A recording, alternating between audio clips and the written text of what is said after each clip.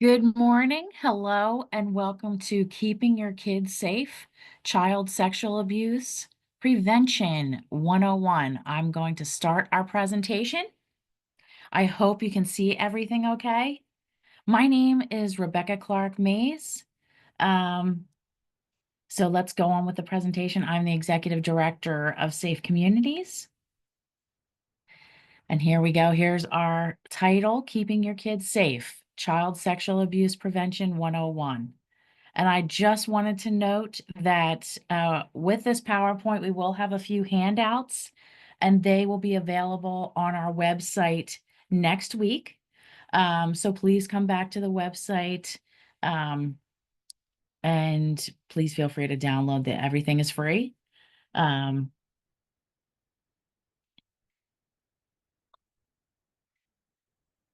the vision of safe communities. Communities where all children and teens are free from sexual abuse and survivors are empowered to live healthy, joyful, and vibrant lives.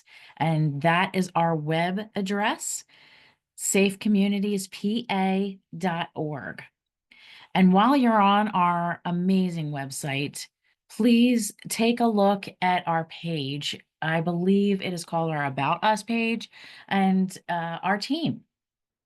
We have a wonderful team of board and staff, and we love to get to know all members of all of the communities in which we serve. So please stop by our website, make yourself at home. We want you to get to know us, and we want to get to know you as well.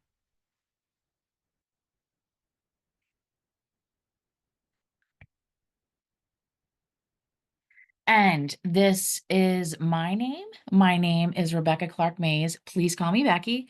And as I said, I am the Executive Director of Safe Communities, and it is my pleasure to be here with you today as we enter the first days of spring 2025. Before we start our presentation, a reminder, a loving, warm reminder, always take care of yourself first. We have survivors among us. You might be a survivor. You might know someone who is a survivor. Even in this on-demand recorded presentation, please feel free to get up, walk around, take care of yourself, put the pause button on or not, stretch, get a cup of coffee, whatever you need to do. We're going to get into some heavy material, and it is very important to be able to talk about it openly. Um, and it is most important to put that oxygen mask on yourself, take care of yourself first. What is child sexual abuse? And we're going to give you a couple definitions. CSA, child sexual abuse, is any sexual activity between adults and minors or between two minors with a significant age or power difference. And this includes both touching and non-touching acts, such as exposure to pornography, sexual conversations, and online exploitation. Child sexual abuse can take many forms. It's not just physical contact. It also includes things like exposing children to pornography, coercing them into inappropriate conversations, or even exploiting them online.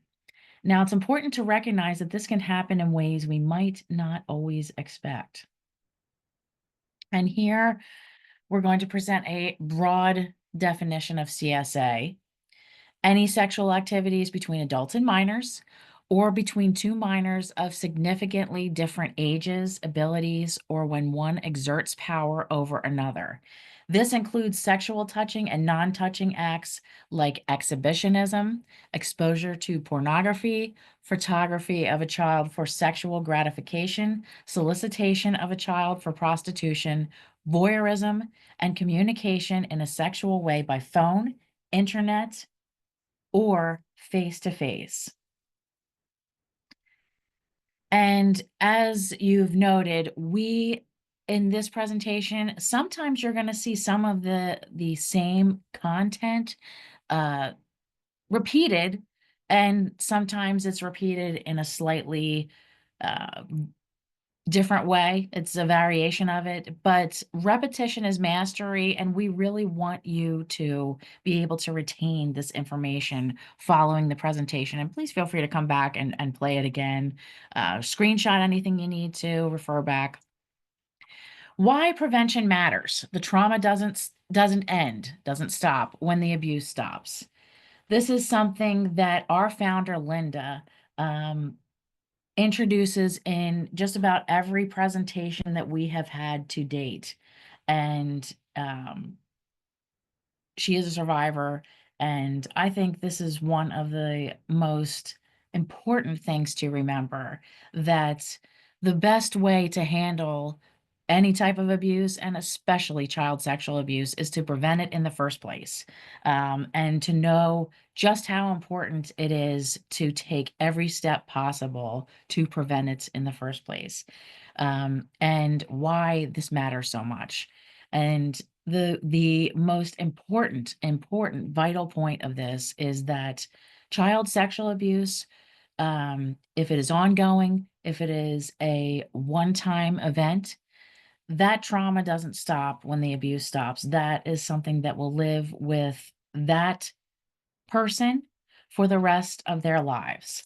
Child sexual abuse is not just a single event, it leaves lasting trauma. Survivors often struggle with lifelong emotional, physical, and relational challenges. Without intervention, the effects of trauma can shape every aspect of a person's life. Preventing child sexual abuse is not about stopping abuse in the moment. It's about preventing, it's not just about stopping the abuse in the moment. Excuse me. It's about preventing the lifelong trauma that follows.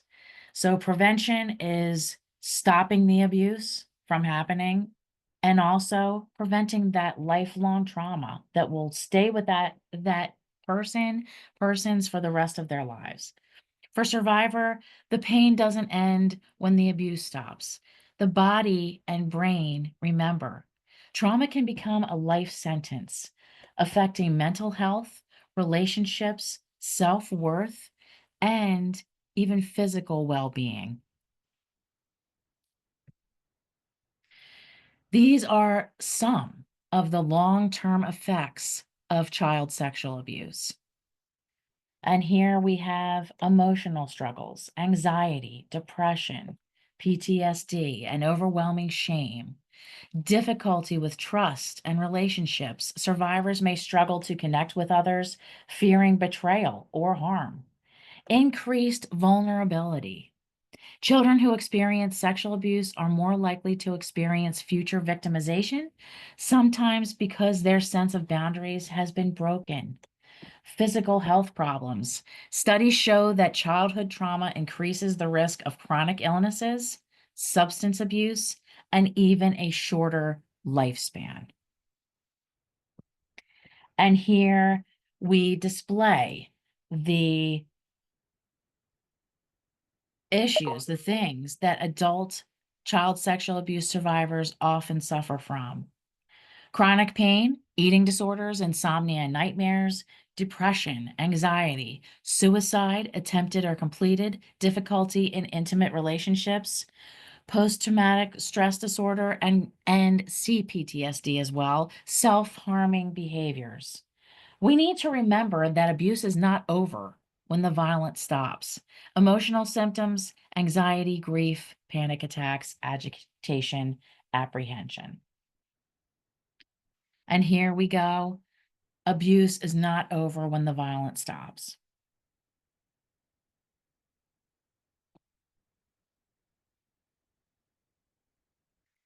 Prevention is critical. By preventing child sexual abuse, we are breaking cycles of trauma before they begin. And this is why prevention is critical. We are not just protecting children from harm today, we are protecting their future, their mental and their physical health, their ability to build healthy relationships, and their sense of safety in the world. By preventing child sexual abuse, we are breaking cycles of trauma before they begin.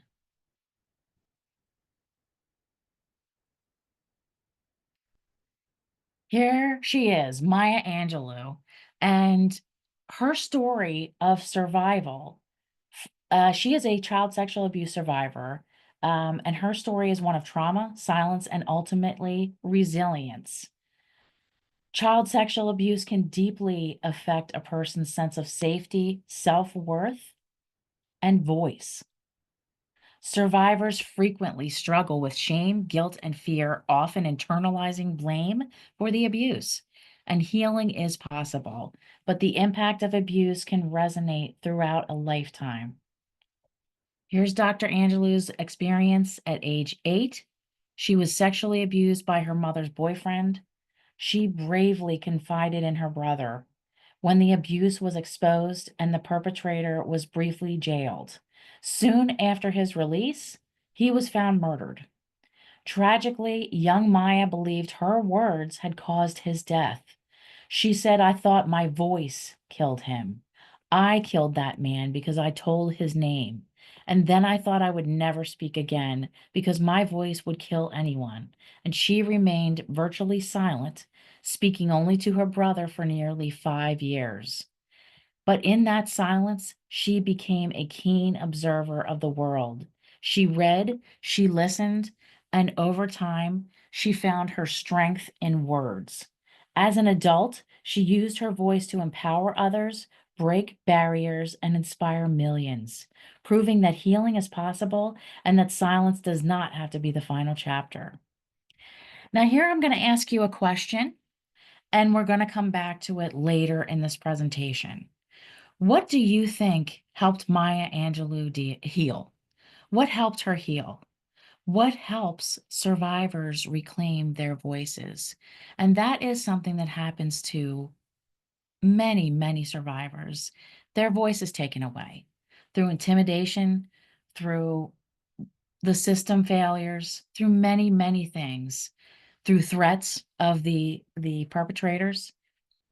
What helped her heal? What helped Maya heal? And what helps survivors reclaim their voices? We will come back to this. Who is at risk?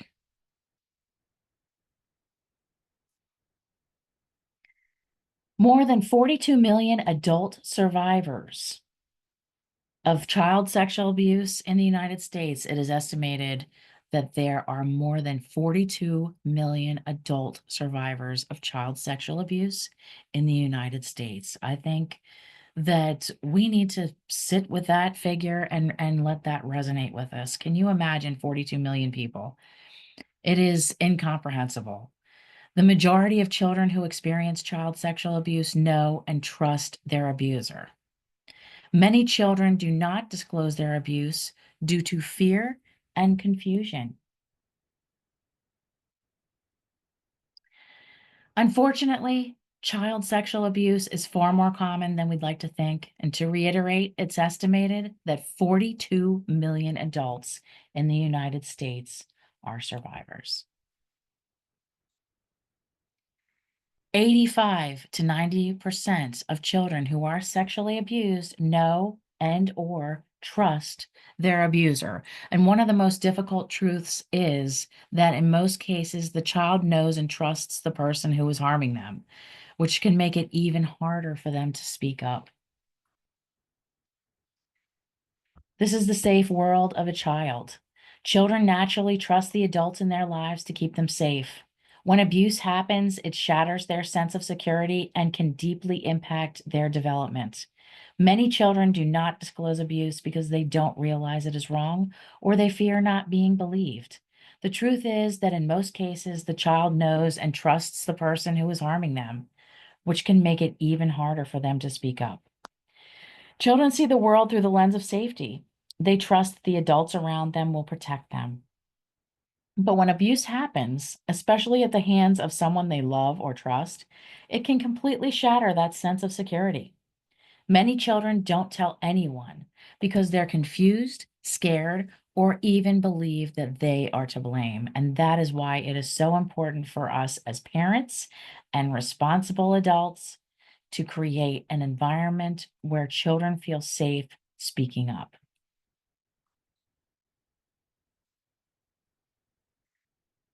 Children with disabilities are 3 to 4 times more likely to be abused within their safe worlds than children without disabilities.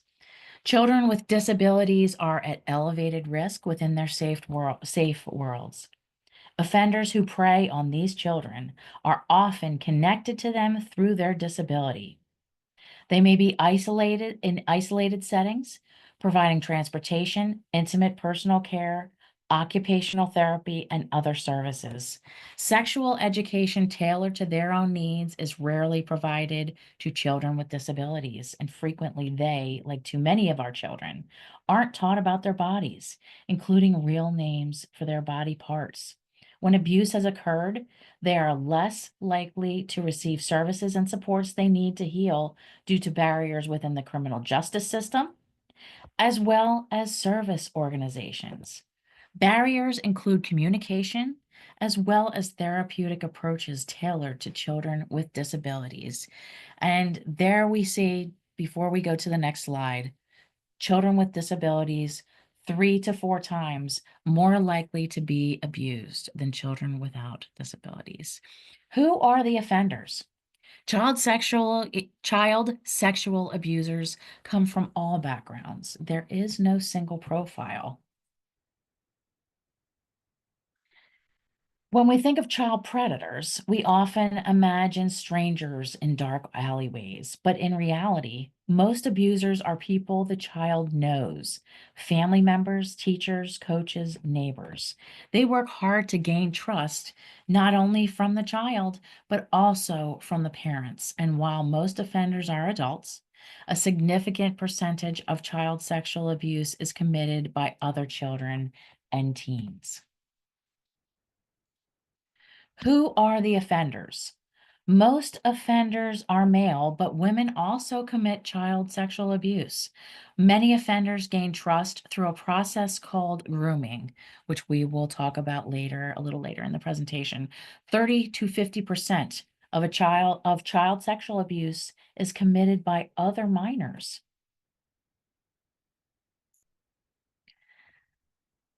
Female perpetrators of child sexual abuse. While the majority of child sexual abuse offenders are male, female offenders do exist and are an important focus of emerging research. Studies have identified 3 primary typologies of female child sexual offenders, and these are predisposed offenders, often have a history of being sexually and physically abused themselves, may act alone, and typically target their own children or those within the family. There are teacher offenders. They develop sexual relationships with adolescents, often perceiving the relationship as consensual and loving. Male coerced offenders. They participate in the abuse under the influence or coercion of a male partner.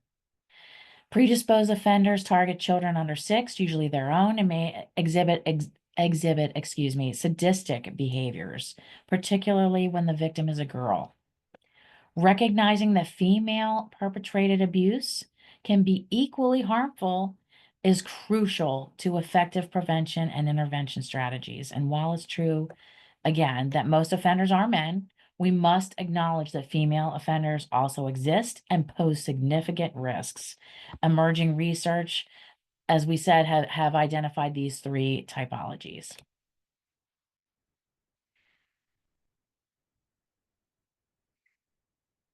So not all offenders are adults, and this is referred to as child-on-child sexual abuse. Approximately 1/3 of all sexual offenses are committed by teenagers. Offenders are becoming younger and younger. It is difficult to think about, but children can harm other children. Not all harmful behavior is abusive, and some children engage in problematic rather than predatory behavior. In Pennsylvania, a perpetrator is legally considered 14 years of age or older, and it's challenging for us as adults to think about children harming another child. But as we said, research shows approximately 1/3 of all child sexual offenses are committed by teenagers. It's important to remember that we don't want to label a child as an abuser too quickly. Sometimes a child's behavior is harmful, but not intentionally abusive. They may be acting out things they have seen, experienced, or do not fully understand. However, we must take all inappropriate sexual behavior seriously, whether it is abusive, intentional and coercive, or problematic, stemming from lack of understanding and even abuse going on at home. Intervention is necessary. To prevent child on child abuse, parents should supervise interactions between children, especially when there is a noticeable age gap. Teach children about body safety and boundaries. No one should be pressured into touching or exposing themselves. And look for red flags, such as one child always taking control, secrecy, or attempts to introduce sexual topics. If something concerning happens, intervene early. Seek professional guidance if needed. A child who harms another child is not necessarily a lost cause, but they do need intervention and education to stop the behavior before it escalates. Our role as adults is to protect all children involved, both the one harmed and the one exhibiting concerning behaviors. We have to step in for all children involved in that situation. Stranger danger versus known danger. Most child sexual abuse is committed by someone the child knows and trusts. However, children should also be aware of potential dangers from strangers. Teach children to recognize unsafe behaviors, not just unfamiliar people. Red flags include an adult asking them for help, offering gifts or rides, or trying to get them along. And for years, we've focused on stranger danger as the primary way of identifying predators. But most children who experience sexual abuse are harmed by someone they know and trust. That said, it's still important for kids to be aware of potential risks from strangers. Teach children that adults should not ask kids for help, like finding a lost puppy or carrying something. They should never accept gifts, rides, or invitations from someone they don't know. If someone makes them feel uncomfortable, even if they can't explain why, they should trust their instincts and tell a trusted adult. Instead of focusing on bad people, we need to teach kids to recognize unsafe behaviors, whether from a stranger or someone they don't, whether from a stranger or someone they know. Now let's take a look at this case. The murders of Abigail Williams and Liberty German, also known as the Delphi murders, occurred on February 13, 2017 in Delphi, Indiana, and their bodies were discovered near the Mononhigh Bridge Trail, part of the Delphi Historic Trails, from where the girls disappeared the previous day. While most abuse is committed by someone a child knows, strangers can still pose a danger, especially in isolated areas. And the Delphi case highlights the risk of kids being alone in public spaces, even in what seems like a safe, familiar area. Parents should prioritize situational awareness over a false sense of security in rural or less populated settings. Most harm, and I'm going to reiterate, most harm comes from people children know, but stranger danger is still real. These two girls were in a public park, a place where many parents would consider safe. But predators look for isolated locations where they can target children unnoticed. To protect children in public spaces, parents should avoid letting kids go alone into large parks, wooded trails, or areas with limited visibility. Encourage the buddy system. Groups are much safer than being alone or in pairs. Teach kids to be aware of their surroundings. If they feel uncomfortable or sense someone watching them, they should leave immediately. Have a check-in system. Know where your kids are at all times and ensure they have a way to contact you. Warn against engaging with strangers, even if they seem friendly. Some predators may use casual conversation to gain trust. We need to balance giving children freedom with ensuring their safety by teaching them to recognize red flags in public spaces and not just with strangers in general.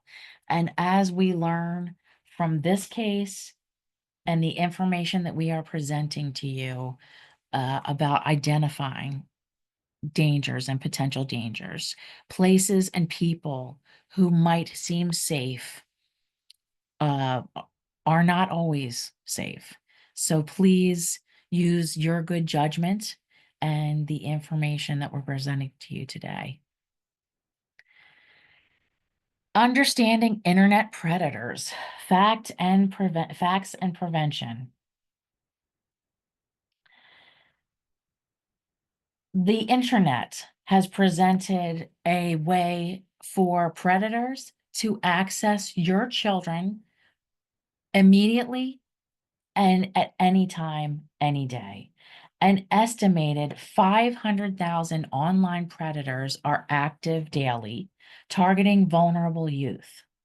Children aged 12 to 15 are particularly susceptible to online grooming and manipulation, and that is from the Child Safety Center. Common platforms.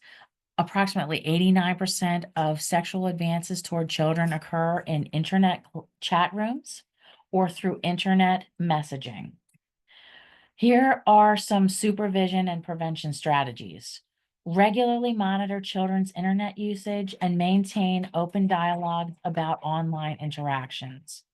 Notably, 71% of parents stop supervising internet use after the age of 14. Yet 72% of internet-related missing children cases involve those aged 15 or older. Teach children about the dangers of sharing personal information online and the tactics predators may use. Ensure that social media profiles and online accounts have strict privacy settings to limit exposure to potential predators. And we have an upcoming workshop. The date and time are to be announced, but it is called Unmasking the Digital Threat, Preventing Our Children from Online Predators. And that will be an in-depth session on recognizing and combating the dangers posed by internet predators. Here are general characteristics of abusers. They do not fit a single profile.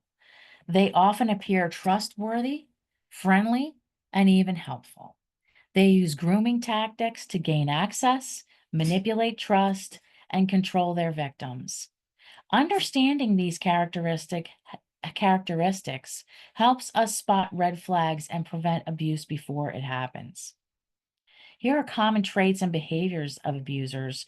They are often well liked and in the community, making them harder to suspect. They are charismatic, well-spoken, and professional. They may appear highly respected or admired in their field. They groom children and they groom parents. They groom families. They build trust not just with the child, but also with their family to lower suspicions. They are adept at deception, lying, and manipulation. They are skilled at covering their tracks, creating false narratives, making others doubt the victim. They are master manipulators of the system. They seek access to children. They frequently work or volunteer in youth programs, religious groups, schools, or sports teams. They push boundaries gradually. They start with seemingly innocent physical contact like tickling or wrestling or emotional grooming. To gain extra attention, they give extra attention and gifts to normalize inappropriate behavior. They use secrecy and control. They encourage children to keep special secrets, which isolates the child from other protective adults, or they threaten consequences if that child tells. Predators date or marry women with children. They specifically seek relationships with single mothers whose children match their preferred victim profile. They usually have no criminal record. Most abusers are never caught, meaning background checks alone are not enough. They deny abuse when accused. If confronted, they may act offended, outraged, or claim the child is lying, confused, or exaggerating. Many people believe they can spot an abuser, but in reality, most abusers are charming, helpful, and well liked.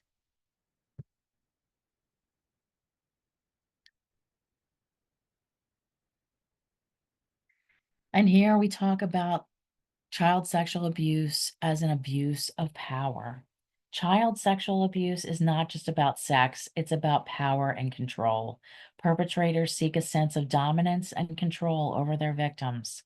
The harm to victims is twofold: sexual trauma and a deep sense of powerlessness that can last a lifetime. Why do mental health professionals emphasize that child sexual abuse is fundamentally an abuse of power? Despite its name, child sexual abuse is less about sexual desire and more about dominance and control. One therapist shared a haunting conversation with a man in his 40s who had been molesting several 12-year-old boys. One day, the therapist asked, "How do you feel when you're with these boys?" And the offender's response was chilling. He said, "I feel strong." For perpetrators, sexual abuse is not just an act of arousal, it is an assertion of power. They exploit a child's vulnerability to feel a sense of control. The harm to victims is profound in two key ways. It is sexual trauma. Many survivors struggle with intimacy, trust, and healthy sexual relationships later in life, and they feel a deep sense of powerlessness. The experience of being overpowered and violated at a young age can create lasting psychological wounds, leaving survivors more vulnerable to further trauma as adults. And this is why prevention and early intervention are so critical, because child sexual abuse is not just a moment of harm, it can shape a victim's entire life. To sexually harm a child or a vulnerable adult is an abuse of power. Sexual abuse is not just a violation, it is an abuse of power. Children and vulnerable adults depend on others for safety and care. Abusers exploit trust, authority, and vulnerability to harm others. To sexually harm a child or vulnerable adult is an abuse of power. Children, by nature, trust and rely on adults to protect them. Vulnerable adults, such as individuals with disabilities or cognitive impairments, also depend on caregivers or authority figures. And abusers take advantage of this trust and dependency to manipulate, control, and exploit. And their power might come from age or size, being older, bigger, or physically stronger. Their authority as a coach, teacher, religious leader, or caregiver who is seen as a trusted figure. Emotional manipulation, making the victim feel special, loved, or responsible for the abuse. Social or financial control, they threaten to harm the child's family or take away support. And this is why abuse is never the victim's fault. The responsibility always lies with the person in power who chooses to exploit and harm. Our role as adults is to recognize these dynamics, believe survivors, and take action to prevent abuse. Here we will talk about abuse of power and children. The abuse of children is always the fault of the adult. Children are naturally taught to trust and obey adults, which makes them more vulnerable, and we must empower children to recognize and reject inappropriate behavior, even from adults. Children are vulnerable because they are taught from an early age to trust and obey adults, parents, teachers, caregivers, and other authority figures. And while this is necessary for their safety and development, it can also work against them when the very people they trust are the ones crossing boundaries and harming them. And let's be clear, the abuse of a child is never the child's fault. The responsibility always lies with the adult who chooses to exploit a child's trust and vulnerability. As parents and caregivers, we need to teach children that they do not have to obey an adult if something makes them feel uncomfortable, uneasy, or unsafe. This includes saying no if someone tries to touch them inappropriately, walking away if an adult asks them to keep a secret, trusting their feelings if something doesn't feel right, they should tell a trusted adult.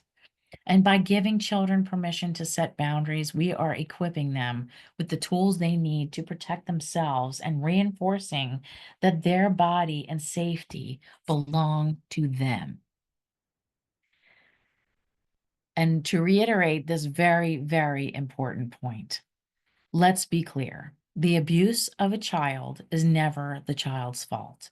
The responsibility always lies with the adult who chooses to exploit a child's trust and vulnerability.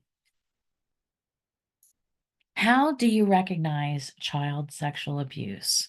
And here we're going to talk about the possible signs. Children often communicate their distress in different ways, and some might act out while others become withdrawn. Unexplained changes in mood, behavior, or even physical symptoms like trouble sitting or frequent sore throats can be warning signs, and it's important to trust your instincts if something feels off.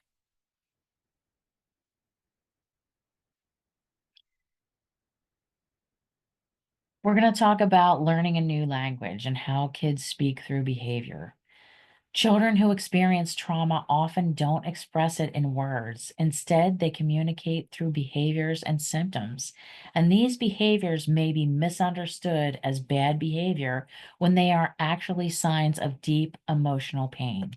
Recognizing these signs early can help us intervene, support, and prevent future harm. Further harm as well. How children speak through their behavior, they act out in aggression, outbursts, defiance, or risky behavior. Manipulation, they use control tactics to create safety in unpredictable situations. In resistance and defiance, they say no excessively, refusing to follow rules or push limits. Attention seeking behavior, behaviors that seem excessive but are often a call for help. Self harm, cutting, burning, or other harmful behaviors. Physical pain can feel like a relief from emotional pain. Eating disorders, often linked to low self esteem, feelings of inadequacy, depression, anxiety, or trauma. Some children may attempt to change their appearance to feel less noticeable. Trauma-related behaviors can mimic reactions to other stressors like divorce, loss, or school problems. But one sign alone doesn't confirm abuse, but multiple signs together raise red flags, and we need to start asking questions and offer support.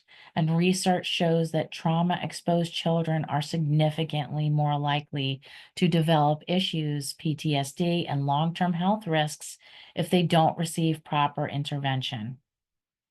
Children who have experienced trauma don't always tell us with words. They speak through their actions, behaviors, and symptoms. And a child acting out aggressively might not be bad. They may be expressing anger or fear in the only way they know how. A child who resists authority might be struggling with trust and control after experiencing a violation of their boundaries. Self harm or eating disorders can be a way to regain control or numb deep emotional pain.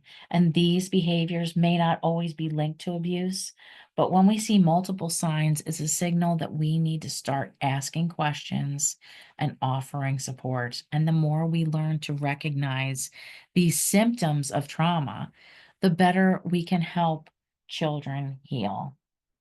And how does this happen?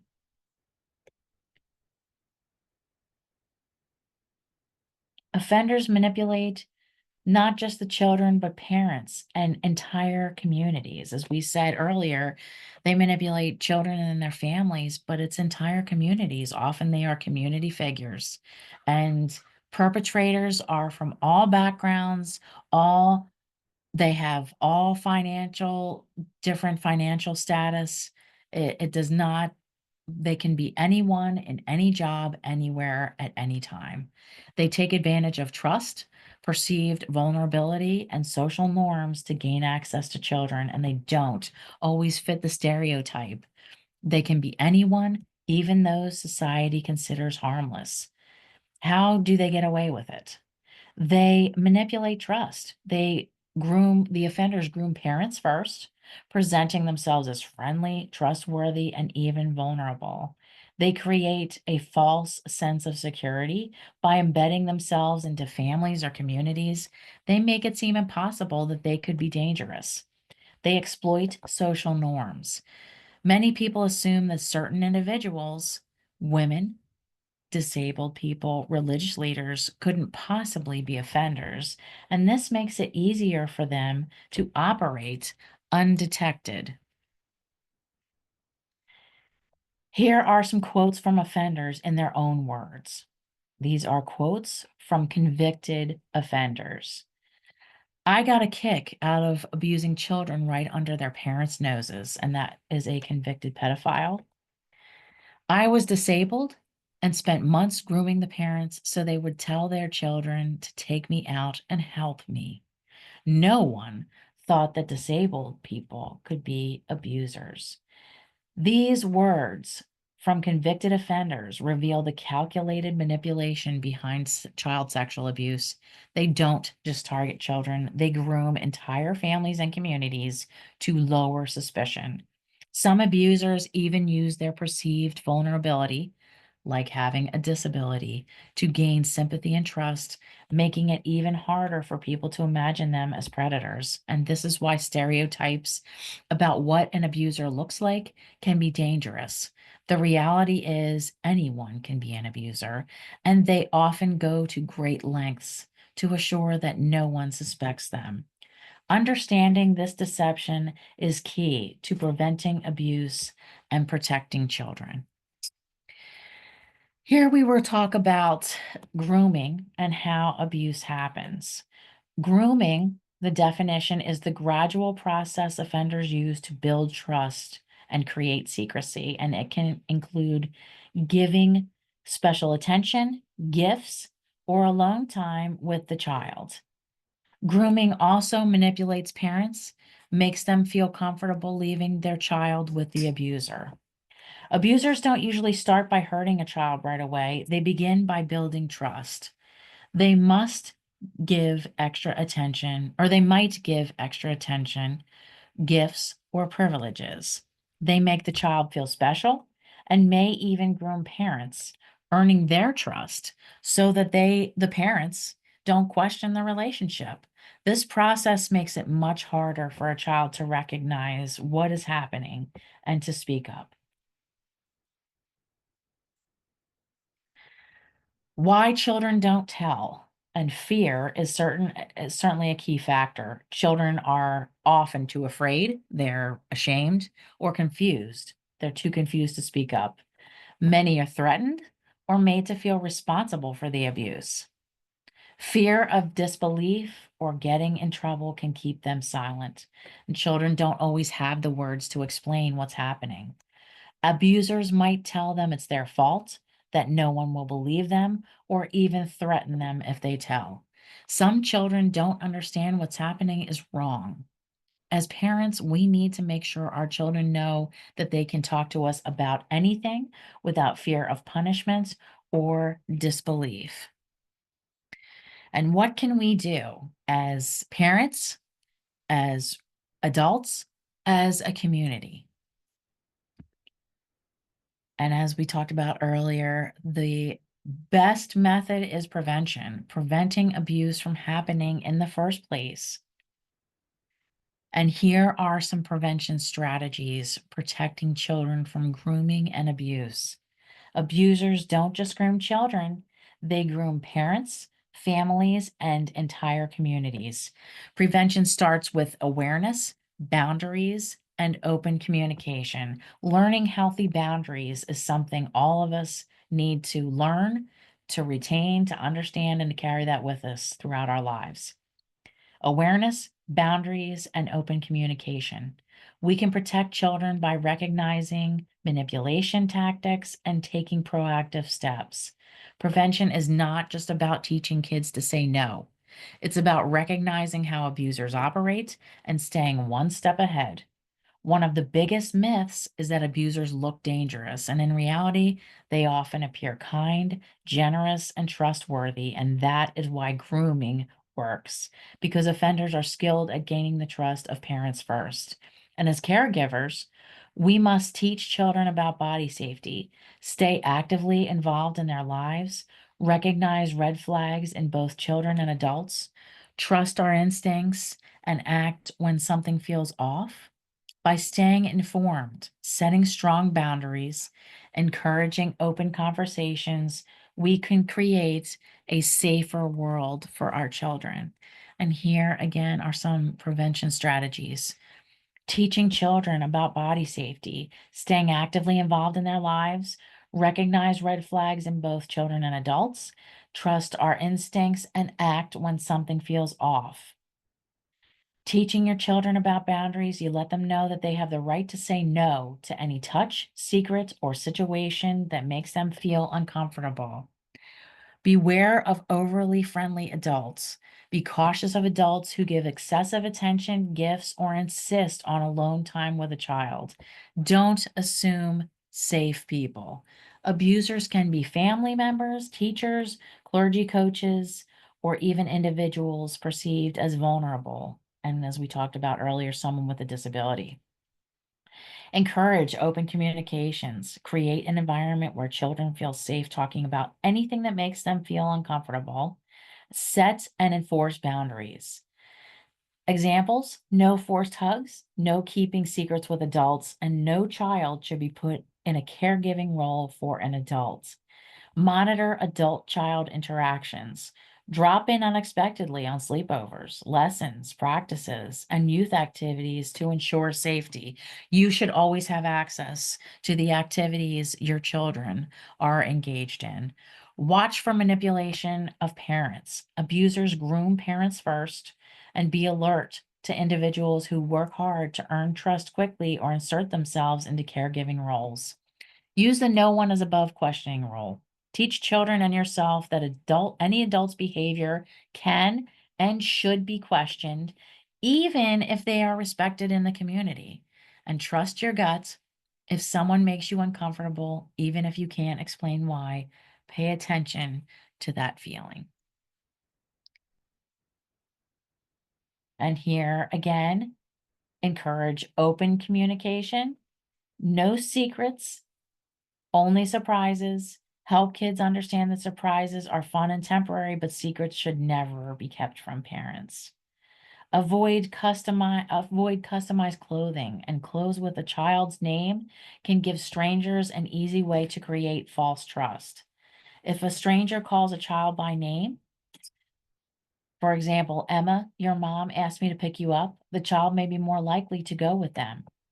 Teach proper terminology for body parts. Using the correct name for private parts helps prevent confusion if a child tries to disclose abuse. If a child says he touched my cookie, a busy adult might not recognize the warning sign. Private means private. Explain that private parts are off limits to everyone, including other children, and reinforce that if anyone tries to touch them inappropriately, they should tell a trusted adult right away. Teach check first for gifts and treats. Ask your child, what would you do if someone offered you a gift or treat when I wasn't there? And help them arrive at the right answer. Say no and check with a parent first, and engaging with your children in a way that allows them to problem solve while you are there with them and guiding them and coaching them is a great way to talk about child safety. Here are tips to keep children safe and empowering children to stay safe. Children are vulnerable when they are separated from their parents. Even brief moments of separation can make a child a potential target for predators. Awareness and preparation are key to helping them stay safe in these moments. Respect a child's rights to say no. Children should never be forced to hug, kiss, or show affection if they are uncomfortable, even to relatives or family friends. Allowing them to say no empowers them to set boundaries and reinforces that their body belongs to them. Predators use tricks to lure children.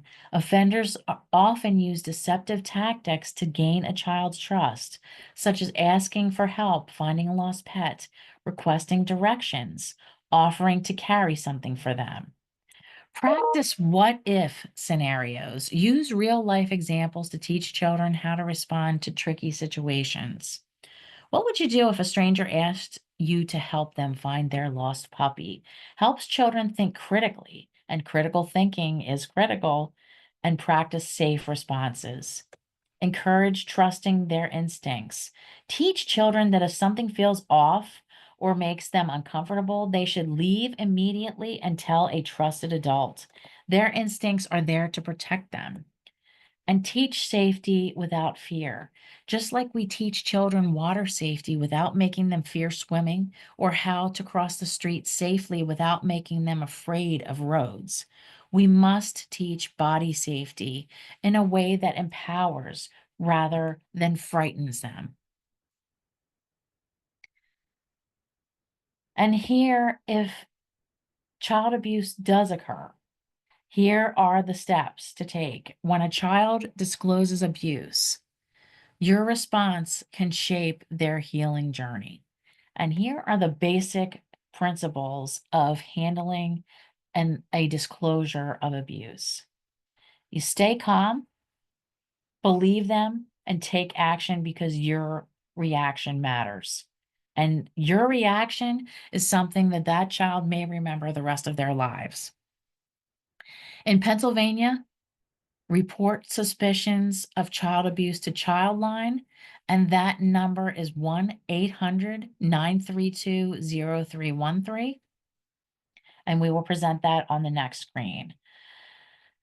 Belief, you believe them. Children rarely lie about abuse. Let them know you believe them. Reassure them that they are not alone. Assure them that others have gone through this and they are not the only one. Tell them that it is not their fault.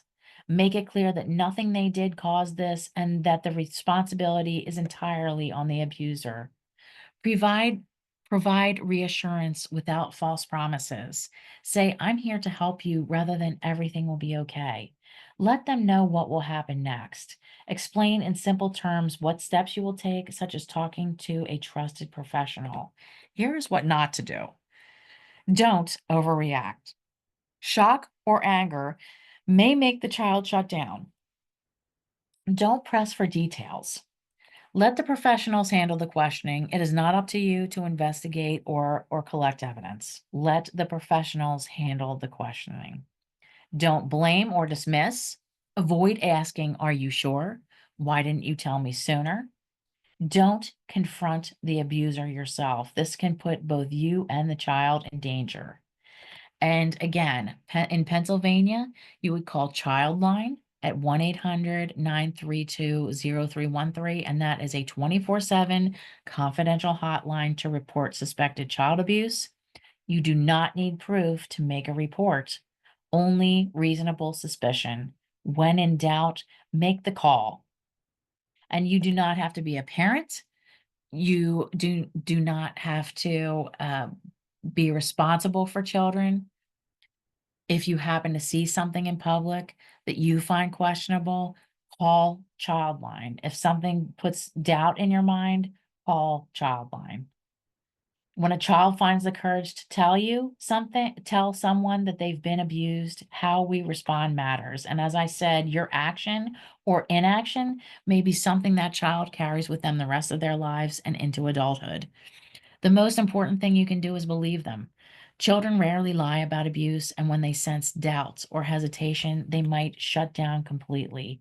It's natural to feel angry or overwhelmed, but we must stay calm and provide reassurance without making promises that we can't keep. Tell them it's not their fault, let them know that they are not alone, and explain what will happen next. And remember, you don't have to handle this alone. In Pennsylvania, if you suspect abuse, call Childline. You don't need proof. You just need reasonable suspicion, and making that call can change a child's life.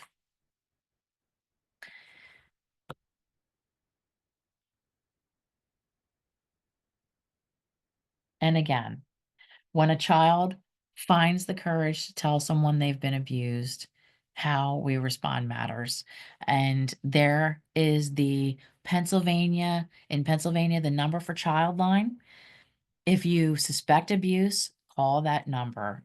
Stay calm, tell the child you believe them, and take action. Your reaction does matter. And the 24/7 number is 1-800-932-0313. Again, the Childline number is 1-800-932-0313 in Pennsylvania if you suspect abuse. Earlier, we asked a question. What do you think helped Maya Angelou heal? What helped survivors reclaim their voices? Here are some things, in addition to your ideas. And what ideas have you come up with to answer that question? Here are some answers that might be possible. A supportive community that believes survivors and stands with them.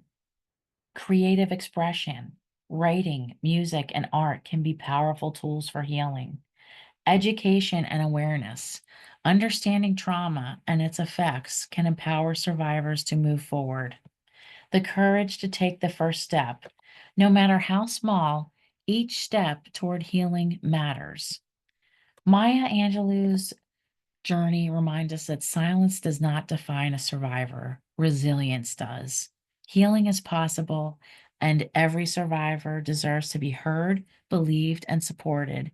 And Maya has a beautiful, beautiful poem that I'm sure you're probably already familiar with it, but if you are not, it is very, very inspirational and very healing for survivors.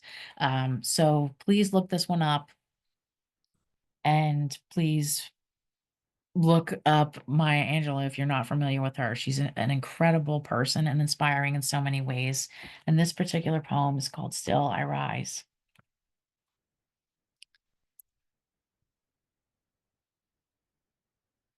So while prevention is key and the most important part, because preventing abuse and preventing the trauma, the lifelong trauma, is the most important step. And for survivors, there is always hope. Survivors are resilient. You have already survived the worst. Post-traumatic growth, or PTG, finding strength beyond trauma. And this is something that this is very early on in research. It encompasses positive psychological changes that survivors experience as a result of struggling with highly challenging life circumstances. Approximately 50 to 66% of trauma survivors report experiencing post-traumatic growth. While trauma can have devastating effects, it's important to recognize that many survivors also experience post-traumatic growth, which is a transformative process where individuals find positive change through their struggles. Post-traumatic growth doesn't negate the pain of trauma, but highlights the potential for resilience and strength that can emerge.